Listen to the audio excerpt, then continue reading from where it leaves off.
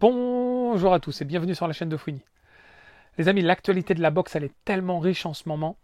Il y a tellement de champions, de futurs champions qui émergent. Il y a aussi la guéguerre entre les anciens champions. Il y a tellement de choses, en tout cas dans la catégorie des poids lourds. Si je commence à m'attaquer à d'autres catégories en ce moment, je ne vais pas m'en sortir. Donc je préfère continuer dans la catégorie des poids lourds. C'est une catégorie qui me parle, voilà, avec laquelle j'ai beaucoup d'affection. Évidemment, par le passé, j'ai connu des catégories qui m'ont accaparé, on va dire, des soirées complètes. J'étais fou furieux de la catégorie des poids welters. C'était une catégorie que je regardais en permanence. Bref, là n'est pas le sujet, les amis. Aujourd'hui, vous l'avez compris, on va parler de boxe. On va parler peut-être du futur champion du monde des poids lourds. Hein? Est-ce qu'on ne détient pas le futur champion du monde des poids lourds en Europe, plus précisément en Allemagne, avec Agit Kabayel? Les amis, plus ça avance, plus j'analyse. Je vous l'ai dit, je dévore les combats de boxe. Je me les regarde, je me les re-regarde, je les regarde sous différents angles, avec différents commentaires, des fois des commentaires de la langue d'origine, parfois sous-titrés, commentaires français. J'aime bien m'imprégner des combats que je kiffe et de l'actualité que je kiffe. Là, en ce moment, vous l'aurez compris, c'est la boxe anglaise. Et Agit Kabayel, il a quand même de sacrés arguments en sa faveur. Pour beaucoup, il a émergé très récemment lorsqu'il affronte Makhmoudov. Je dis bien pour beaucoup, pas pour tous. Parce que pour les spécialistes, les puristes, Kabayel, ça fait un bon moment qu'il est dans les tuyaux. Moi, je l'ai connu, je vais être tout à fait franc avec vous, je l'ai connu au moment de... pas loin de Joshua Klitschko. Donc si je dis pas de bêtises, ça devait être en 2017. J'ai vu un combat de lui, alors c'était la première fois, je connaissais très bien Chisora, Derek Chisora. Je le connaissais en tant que boxeur et je le connaissais aussi en tant que, entre guillemets, provocateur. Les petites gifles avant les combats, etc. au Klitschko. Bon bref. J'ai vu un combat entre Agit Kabayel et Derek Chisora. À ce moment-là, je ne connaissais pas Kabayel. Kabayel, c'est là que je l'ai découvert. Et j'ai pas trouvé que son combat, il était ouf. Je vous le dis. Au moment des faits, je ne l'ai pas trouvé. Et récemment, je me suis rematé, il y a peut-être 6 mois, un truc comme ça. Je ne l'ai pas trouvé ouf. D'ailleurs, c'est une décision non majoritaire. Pas partagée, mais non majoritaire de souvenir. Il devait y avoir un juge qui donnait match nul. Et bah franchement, regardez le combat, c'est pas du tout le meilleur Agit Kabayel. Mais je suis pas étonné. Parce qu'au moment de ce combat, il avait quoi? Il avait 24 ans, quelque chose comme ça. Entre 23 et 25 ans, on va dire. Aujourd'hui, il en a 31. Aujourd'hui, il est en pleine forme de l'âge. Et quand on le regarde boxer, et qu'on le regarde même physiquement, entre 2017 et aujourd'hui, c'est le jour et la nuit. Je dirais, pour être tout à fait transparent, je dirais qu'il y a la même évolution. Bacolé 2017-2018, Bacolé aujourd'hui. Et Agit Kabayel 2017-2018, Agit Kabayel aujourd'hui. Les deux, que ce soit Bacolé ou Kabayel, ils sont en train d'atteindre leur paroxysme, leur prime, leur instant de gloire, les amis. On va y venir. Agit Kabayel, il affronte Makhmoudov. Makhmoudov, à ce moment-là, au moment du combat, il est donné favori. Il rentre même sur le ring en second. Il est annoncé comme le favori, les gars. Il est invaincu à ce moment-là. Je crois, je sais plus, mais je dirais peut-être 18 combats, 19 combats, 18 KO, un truc comme ça, Makhmoudov. Donc le gars, quand il rentre sur le ring, quand Makhmoudov rentre sur le ring, le Grizzly, là, quand il monte sur le ring, il est en confiance, les gars. Il monte en disant, je vais finir Kabayel. Quand Kabayel monte sur le ring, ce qu'on ne sait pas, c'est qu'il est sûr de lui.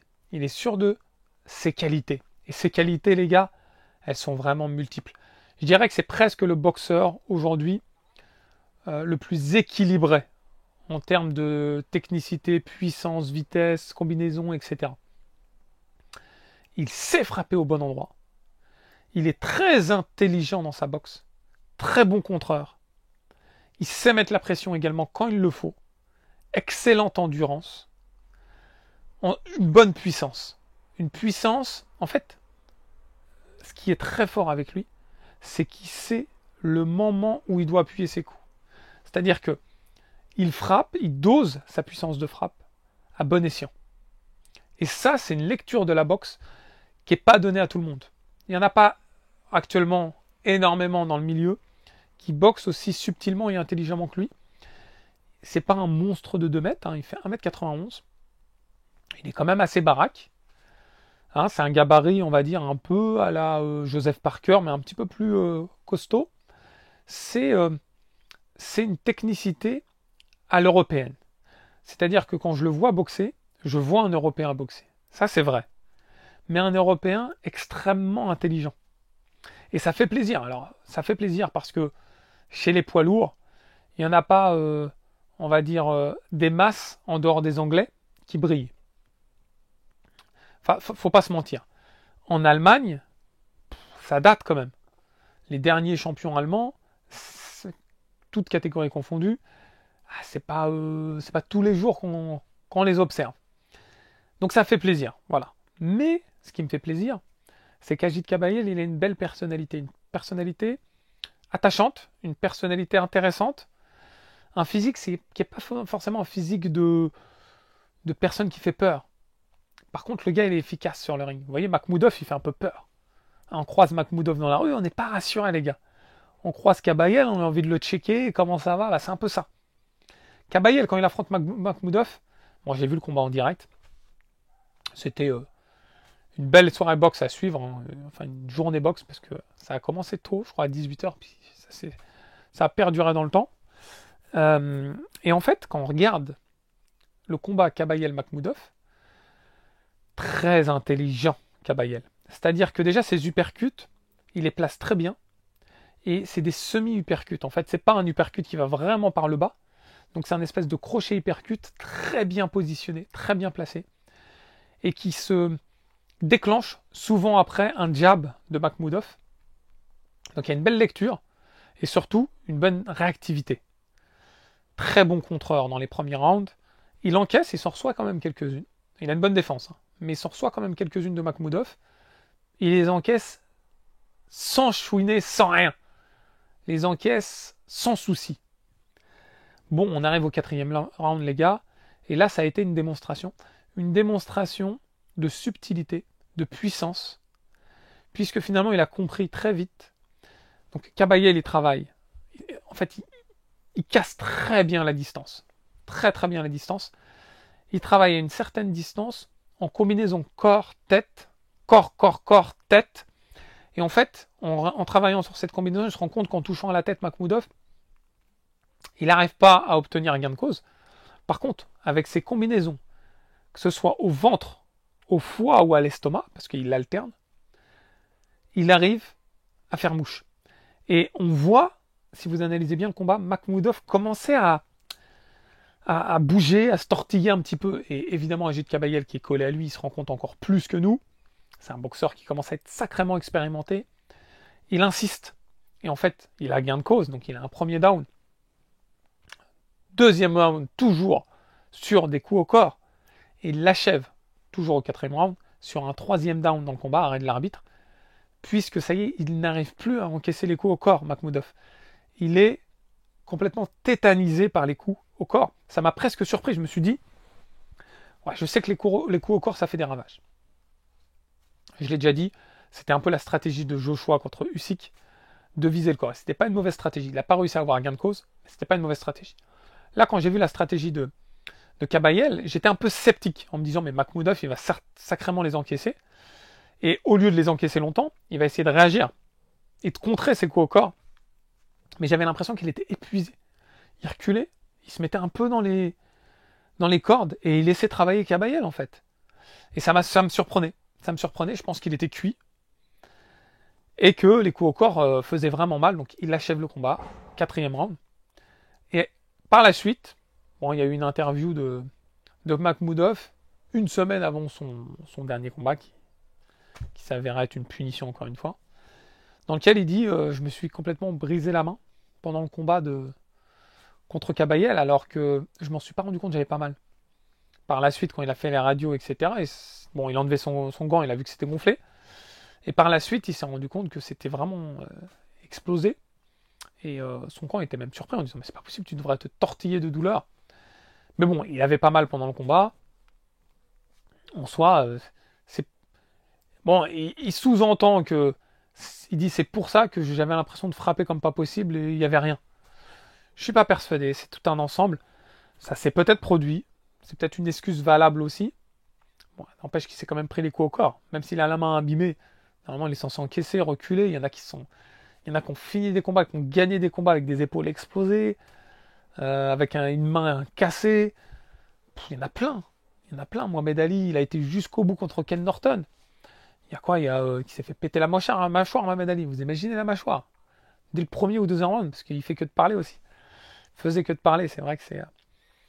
Bon, du coup, Makhmoudov terminé. Quand je dis terminé, c'est terminé un peu comme Yoka a été terminé après avoir affronté Bakole. Le choix des adversaires, les gars, il est crucial. Voilà, fallait pas affronter Agit Kabayel, ça c'est clair et net. Kabayel derrière, au lieu de se dire, bon, je vais temporiser, refaire un combat contre un bon, mais pas ouf. Et il a pas peur, les gars. Kabayel, c'est pas un peureux. Il prend qui? Il prend le Cubain Sanchez, invaincu, qui est en mode fou furieux, et surtout, qui avait éteint l'invaincu, le Nigérian invaincu, là, et fait à Jacques que je suivais également, et j'étais même surpris. Bon, c'était une décision unanime en plus, hein, de Sanchez. Donc là, je me dis, oula, là, c'est quand même chaud. Je ne savais pas à qui donner gagnant. Entre Sanchez, Kabayel, j'étais dans le doute. Jusqu'au début du combat. Dès le début du combat, j'ai compris que Kabayel, c'est du lourd, les gars. C'est du lourd. Encore une fois, ce demi-uppercut là, qui faisait très mal. Ses droites, elles sont dangereuses, les gars. Pourtant, il n'a pas un nombre de KO monstrueux. C'est quand même pas mal, je crois qu'il a 16 ou 17 KO. C'est pas du tout négligeable. Mais c'est pas monstrueux, contrairement à certains qui ont quasiment que ça, comme, je sais pas, Dubois, qui a quasiment que ça, Joshua, qui a quasiment que ça, Makhmoudov, qui avait quasiment que ça. Là, lui, il va pas chercher forcément à gagner par KO. Il va gagner. Quelle que soit la manière, son but, c'est de gagner. Donc, il a une stratégie établie, une caisse, une endurance, une puissance qui va jauger, une vitesse, un dynamisme, une des combinaisons qui sortent de nulle part. Des fois, je me dis, quand je regardais le combat contre Sanchez, je dis, mais je reconnais pas les combinaisons qu'il a mis contre Makhmoudov, en fait. Il s'adapte très bien à l'adversaire qu'il a face à lui. Et là, encore une fois, il le finit au 7e round sur des coups au corps. Est-ce qu'il a un instinct pour frapper le bon endroit qui fait mal, les organes, etc., les points vitaux? Est-ce que c'est un coup de chance que 2 fois d'affilée, il termine de lourd, invaincu, par des coups au corps? Bah ça, on va le savoir par la suite. Une chose est sûre, c'est qu'il vient de prendre 2 personnes qui étaient des prétendants. Voilà. Il les a vraiment éteints. 4e round, 7e round. Aujourd'hui, il se positionne très bien dans le classement mondial. Je serais vraiment pas étonné de le voir avoir une chance mondiale sous peu. Il pourrait même passer sous le nez, malheureusement, de certains de mes chouchous, entre guillemets, comme Martin Bakole, par exemple. Martin Bakole ou Zhilei Zhang, ils pourront se faire coiffer sous le nez par Agit Kabayel. On va le savoir sous peu. Il y a Joshua Dubois. Ah, ce combat, qu'est-ce que je l'attends avec impatience, les gars. Oh, j'ai déjà la boule au ventre. C'est dans pas longtemps. C'est dans moins de 3 semaines, les gars. Je suis en pétoche. Pas vous? Moi, je suis en pétoche. Il y a plus tard, 21 décembre, Fury, Usyk. Le choix du vainqueur de ces combats va décider de la suite. Je vous l'ai déjà dit. Joshua qui gagne, Fury qui gagne, ça change la donne. Il y a encore un fight. Si c'est Usyk qui gagne, si c'est Dubois, il n'y aura plus de fight, je pense. Je vois bien dans ces cas-là Usyk repartir dans la catégorie précédente, inférieure. Et je vois bien Dubois affronter un challenger du type Bakole, Zhang, Parker ou Agit Kabayel, les gars. Bon, j'attends votre retour avec impatience. Je me délecte de vos commentaires. Il y a des commentaires extrêmement intelligents, des analyses fines. J'ai fait des vidéos récemment sur Mike Tyson. J'ai fait des vidéos sur Moses Itoma. Les commentaires sont très pertinents, les gars. Je vous en remercie énormément. J'ai fait énormément de vidéos sur Bacolé. Les commentaires sont très intelligents. Un bel amour, une belle science de la boxe. Donc je me délecte de vos commentaires. J'y réponds peut-être pas toujours, mais sachez-le, je vais finir forcément par les lire et y répondre. Je vous en remercie énormément.